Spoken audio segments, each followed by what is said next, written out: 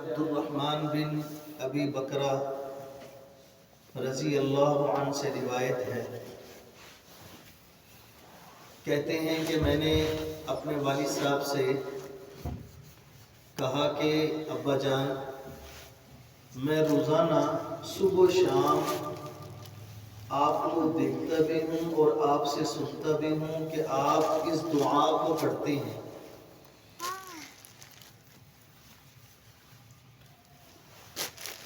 تو حضرت عبدالرحمن کے والد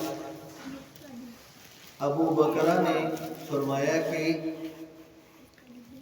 میں نے نبی پاک صلی اللہ علیہ وسلم کو صبح و شام یہ الفاظ پڑھتے ہوئے سنا، تو میں یہ پسند کرتا ہوں کہ میں بھی آپ کے طریقے پر عمل کروں۔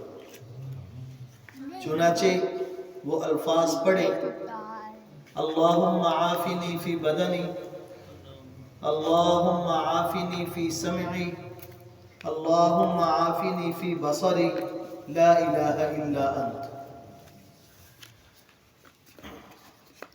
یہ الفاظ ایسی ہیں کہ اگر ان کا معنی ہم اپنی زبان میں سمجھیں تو مطلب یہ ہے کہ اللہ میرے مکمل بدن کو تو عافیت میں رکھ، جن کانوں کے ذریعے سے میں سنتا ہوں میری وہ سننے کی طاقت جو ہے اس کو برقرار رکھ۔ اے اللہ، جن آنکھوں سے میں دیکھتا ہوں میری وہ آنکھیں جو ہیں ان کو بھی عافیت نصیب فرما۔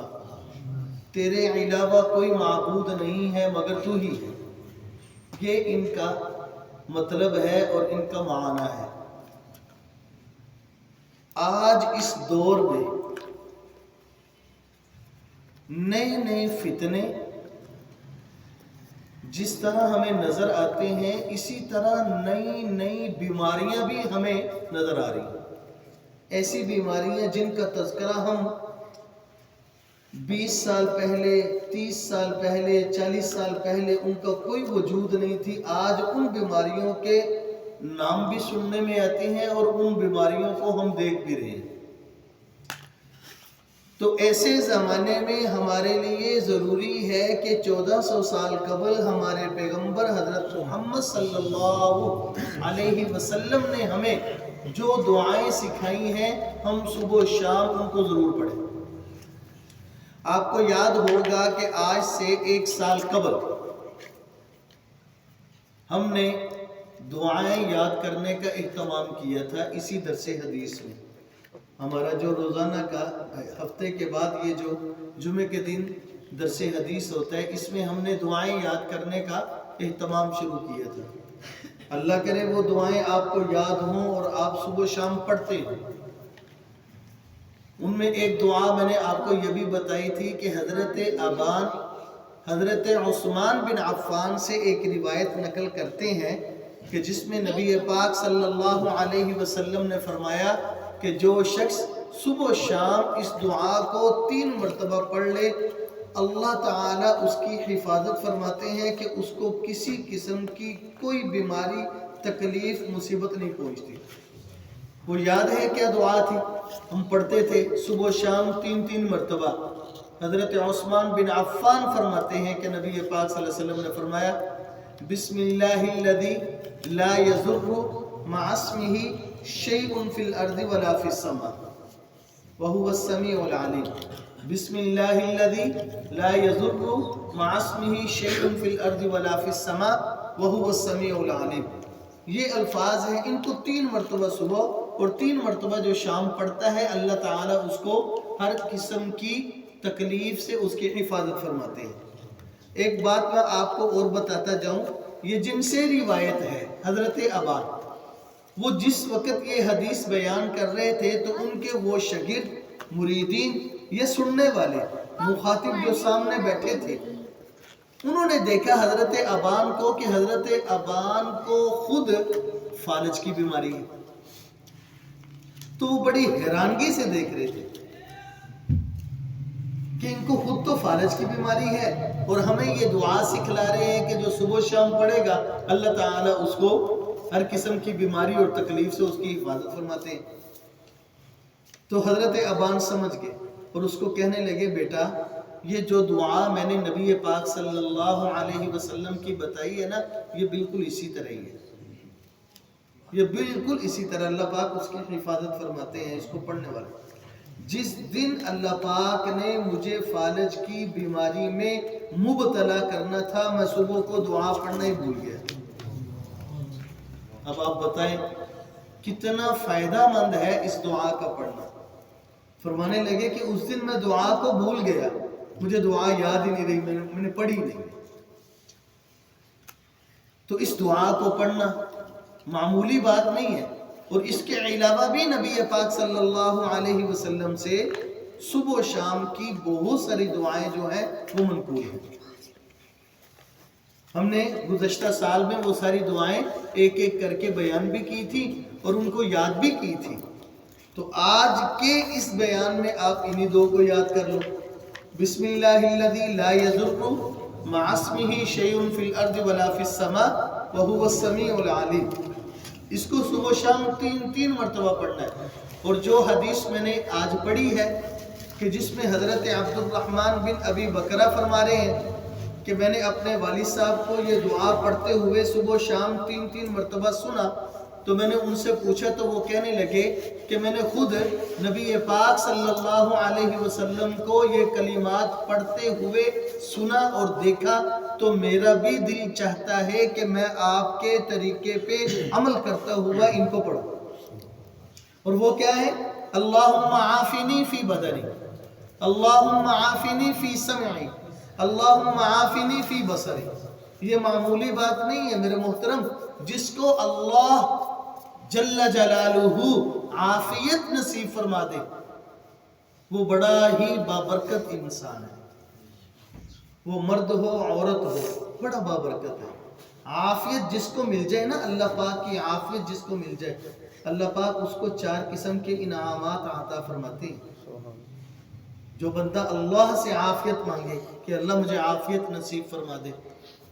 نبی پاک صلی اللہ علیہ وسلم اکثر یہ دعا پڑھا کرتے تھے، اللہم انی اسألک العفو والعافیہ فی الدنیا والآخرہ۔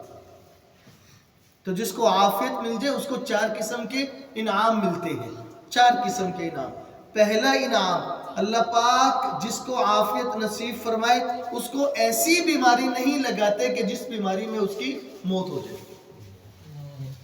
اس کو ایسی بیماری نہیں لگاتے جس میں اس کی موت واقع ہو جائے۔ یہ پہلا انعام ہے۔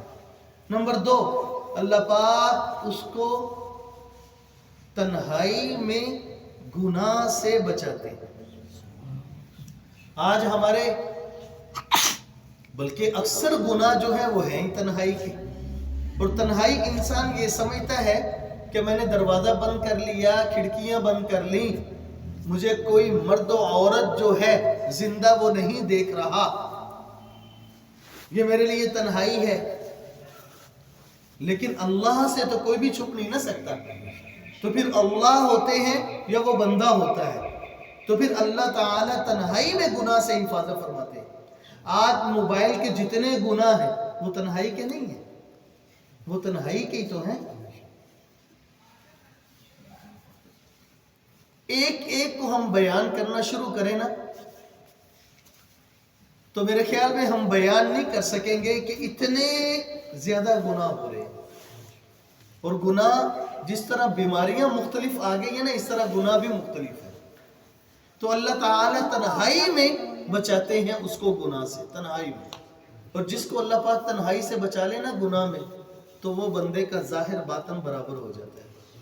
اس کو مدح و ذم سے کچھ بھی لینا دینا نہیں ہوتا، اس کو یہی ہوتا ہے کہ میرا اللہ مجھ سے راضی ہو جائے۔ مخلوق ناراض ہوتی ہے تو ہو جائے، اس کی کوئی تعریف کرے اس کو اچھا نہیں لگتا، اس کی کوئی مذمت کرے اس کو برا نہیں لگتا۔ وہ کہتے ہیں اس اللہ کے ہاں اگر میں صحیح ہوں تو مجھے تیری تعریف کی بھی ضرورت نہیں، تیری مذمت کی بھی ضرورت نہیں۔